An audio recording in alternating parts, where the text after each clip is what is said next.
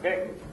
Great. All right. Well, my name is Mike Curran. This is Brendan O'Connell, and we are Hydraulic Jump, a nonprofit organization dedicated to education in water issues.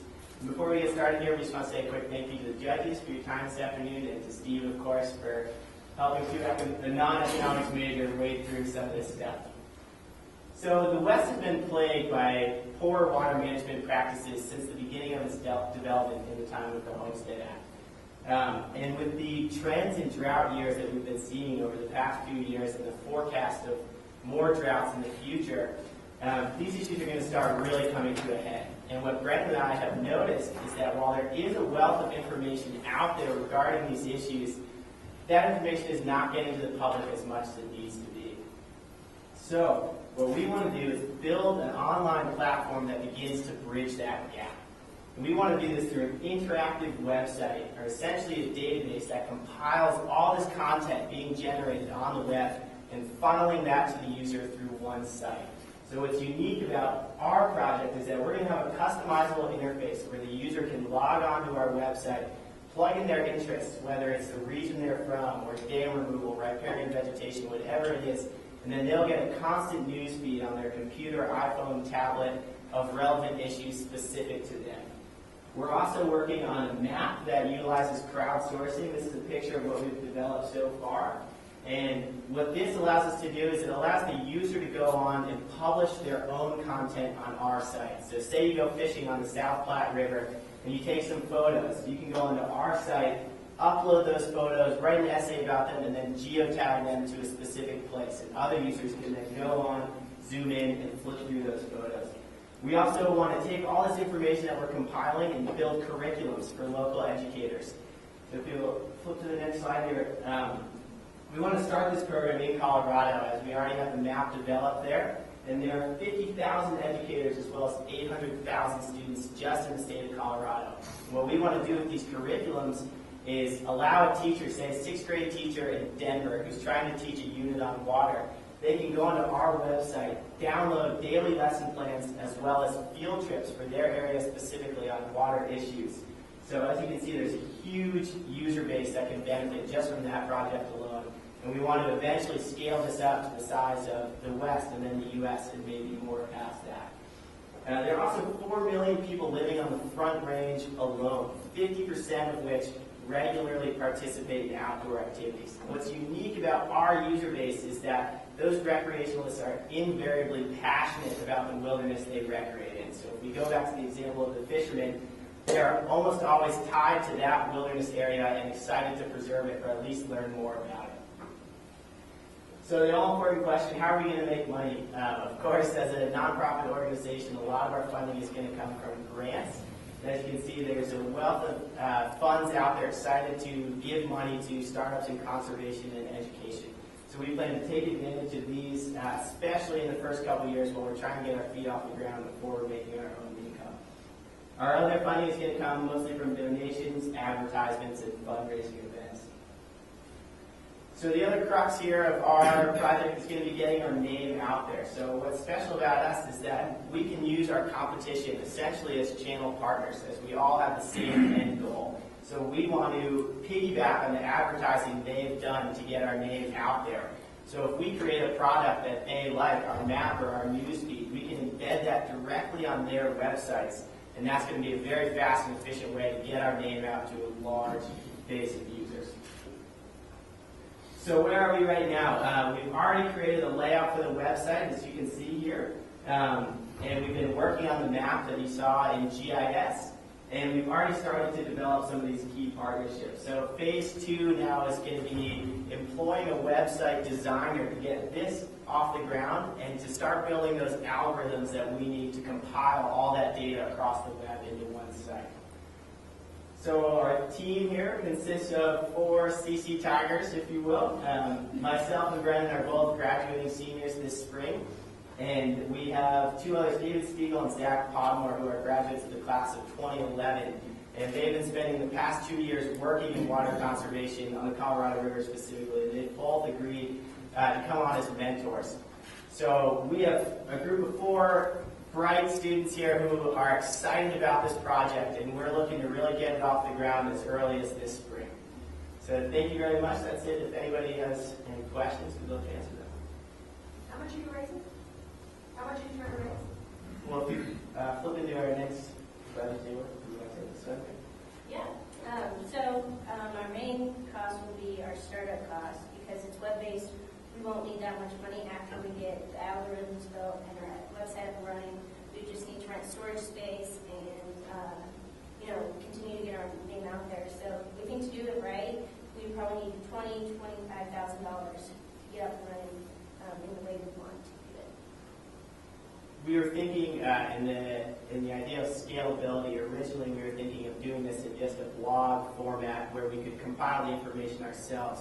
But in the idea of thinking big, we thought, why not try to build these algorithms that can compile massive amounts of content to really do it right. So that would be a little more money. So what's your vision? And what happened? I asked another group. In 10 years, if you're successful, what's the difference? What's the difference? Well, so what I see as a big problem today, one that I'm passionate about trying to fix, is the gap that we see between scientific studies and policy making. So there's so many studies going on right now, important studies that are coming up with incredible results, but it's just not making it through the fence of policy making. There's some gap there, and what we need to do is try to figure out a way to bridge that. So hopefully if we can get the public excited about these ideas and fixing these ideas, hopefully we can push them through into making new policies.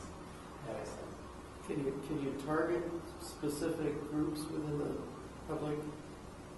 Say farmers, say recreation, say.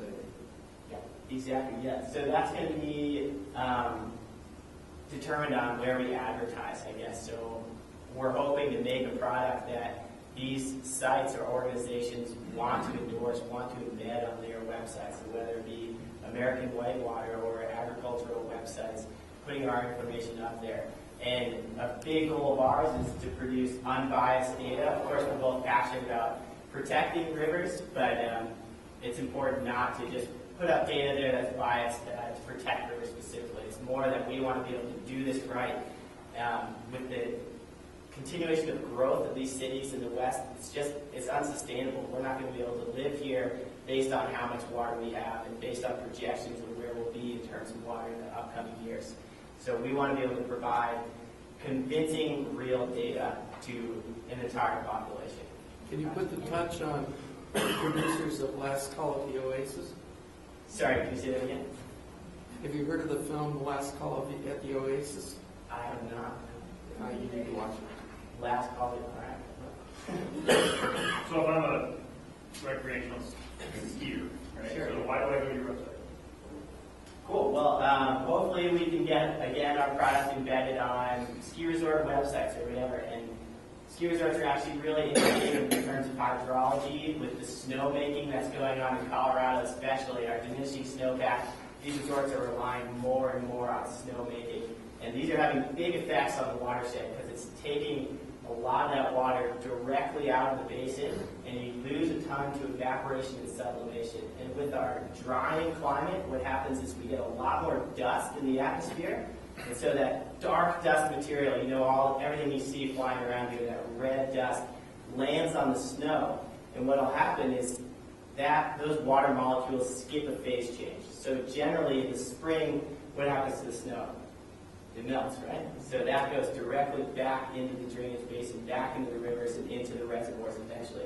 But with dust landing on them, you can see this on Pikes Peak a lot, especially with the road up there. Dust will cause the water molecules to skip that phase change and go right to a vapor. It's called sublimation. So if you've ever seen a field like this with lots of steam coming up off of the snow, that's that water going from the solid phase directly to the gas phase, and we lose that from our drainage basin. So you also lost me because I'm a skier and I'm still not interested in going to your website. Yeah. Using crowdsourcing, we're hoping to tie recreation to get people to care about the environment they're in. So if we can get this on recreational websites and people use this, then they can go look at the photos that they're, or upload photos or look at other people's photos, and then right next to it will be the issues that are coming up with them, and then hopefully tying people, the places that people recreate to, will get them interested interested in getting involved. What's the net effect though, or would it be better if there were not so many skiers and so much snowmaking? Is that what I'm hearing? Essentially, but I mean, it's a complex problem. So you don't get to ski anymore, that's. So yes, I really don't want to look too much.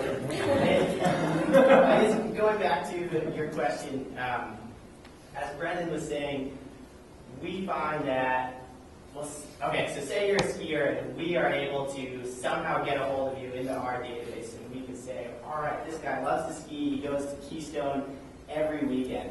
And we're getting tons of data now saying that Keystone's going to have to shut down in a few years because of the diminishing snowpack. We can start sending you articles specifically that are triggered towards that or geared towards that, saying your skiing specifically is threatened, and this area that hopefully you're passionate about skiing on is threatened itself. So hopefully So we are can you going to crowdsource the content development as well then? Because that's massive, that's a massive undertaking. You have articles on all these different things. That's huge, yeah, and that's where that more expensive side of getting those algorithms built comes in. So I guess